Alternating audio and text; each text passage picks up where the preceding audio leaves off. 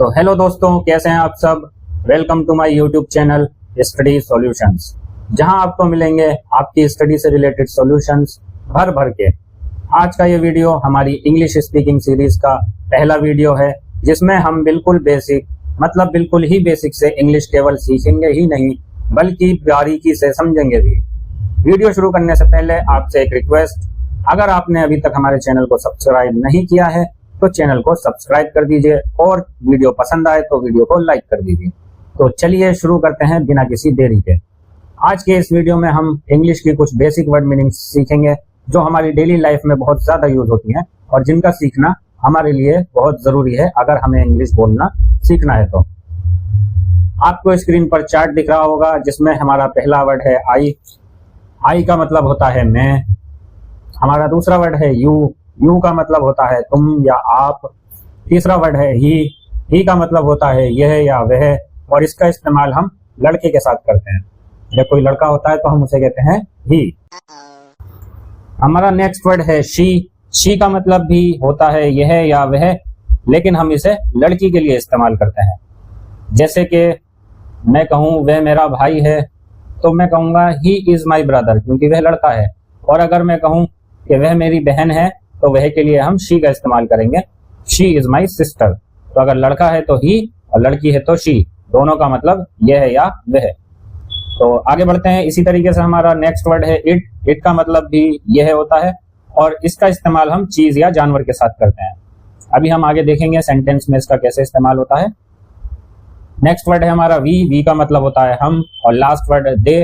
दे का मतलब होता है वे, और इसका इस्तेमाल हम ज्यादा लोगों के साथ करते हैं। जब ज्यादा लोग होते हैं तो उसे हम कहते हैं दे।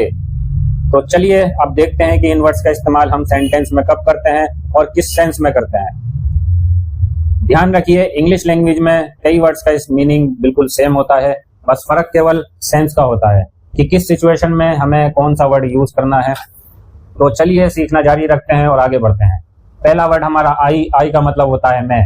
जैसे हिंदी में अगर हम कहें कि मैं एक छात्र हूं तो इसे हम इंग्लिश में कहेंगे आई एम अ स्टूडेंट। तो मैं के लिए हमने आई का इस्तेमाल करा। इसी तरीके से मैं रोज पढ़ता हूँ, आई रीड डेली। मैं एक लड़का हूँ, आई एम अ बॉय। तो मैं के लिए आई। चलिए आगे बढ़ते हैं और हमारा नेक्स्ट वर्ड है यू। यू का मतलब तुम या आप। जैसे तुम मेरे दोस्त हो, यू आर माई फ्रेंड। तुम ये कर सकते हो, यू कैन डू इट। तो हमने यू को तुम या आप की जगह इस्तेमाल करा। इसी तरीके से हमारा नेक्स्ट वर्ड है ही का मतलब यह या वह, और इसका इस्तेमाल हम लड़के के साथ करते हैं जैसा कि मैंने बताया। जैसे वह होशियार है, ही इज स्मार्ट। वह मेरा भाई है, ही इज माई ब्रदर। वह एक लड़का है, he is a boy.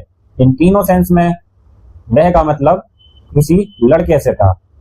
Next word है हमारा शी। शी का मतलब भी यह या वह होता है और इसका इस्तेमाल हम लड़की के साथ करते हैं। जैसे वह गा रही है, ध्यान दीजिए गा रही है इसका मतलब वो लड़की है, तो हम कहेंगे शी इज सिंगिंग। यहाँ पर हम ही की जगह शी इस्तेमाल करेंगे। उम्मीद है आपको ही और शी में डिफरेंस जो है इसका कॉन्सेप्ट समझ में आ गया होगा। अगर आपको कोई भी डाउट है तो कमेंट में आप लिखकर अपना डाउट पूछ सकते हैं, मैं जल्द से जल्द आपको सॉल्यूशन प्रोवाइड करूंगा। तो चलिए आगे बढ़ते हैं। जैसे वह गा रही है तो शी इज सिंगिंग। वह मेरी बहन है, शी इज माई सिस्टर। वह एक लड़की है, शी इज अ गर्ल। अगला वर्ड है हमारा इट, और इट का इस्तेमाल हम चीज या जानवर के साथ करते हैं। जैसे ये मेरी पेन है तो इट इज माई पेन। तो पेन एक चीज है तो इसलिए हमने इट का इस्तेमाल करा। इसी तरीके से ये लाल है, इट इज रेड। ये एक सेब है, इट इज एन एप्पल। तो इट के लिए हमने इस्तेमाल किया यह की जगह हमने इट का इस्तेमाल किया। नेक्स्ट वर्ड है हमारा वी। वी का मतलब होता है हम। जैसे हम दोस्त हैं, वी आर फ्रेंड्स। हम एक टीम है, वी आर आवर टीम। अगला वर्ड दे।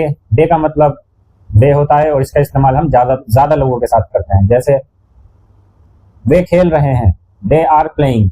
वे पड़ोसी हैं, दे आर नेबर्स। ध्यान दीजिए दे का इस्तेमाल हमने ज्यादा लोगों के साथ किया। वे खेल रहे हैं, इसका मतलब है ज्यादा लोग हैं, इसलिए दे आर प्लेइंग। अगर यहाँ पर होता वो खेल रहा है तो वो एक लड़का होता तो हम कहते हैं ही इज प्लेइंग, और इसकी जगह अगर होता वे खेल रही है तो शी इज प्लेइंग। तो सेंस के साथ हमने यूज करा दे का, और दे का मतलब वे ज्यादा लोगों के लिए। तो दोस्तों शुरुआत के कुछ वीडियो में हम इस सीरीज में कुछ वर्ड मीनिंग्स जो है बेसिक उनको पढ़ेंगे, उनको याद करेंगे। उसके बाद हम सेंटेंस बनाना सीखेंगे कि हिंदी से इंग्लिश में सेंटेंस कैसे बनाते हैं, उसके क्या रूल्स होते हैं। उससे पहले हमें कुछ बेसिक वर्ड मीनिंग्स याद करनी बहुत ज़रूरी है। तो अगर आपको ये वर्ड्स मीनिंग याद है तो सही है, और अगर याद नहीं है तो इसको आप नोट कर लीजिए ताकि आपके काम आए आगे।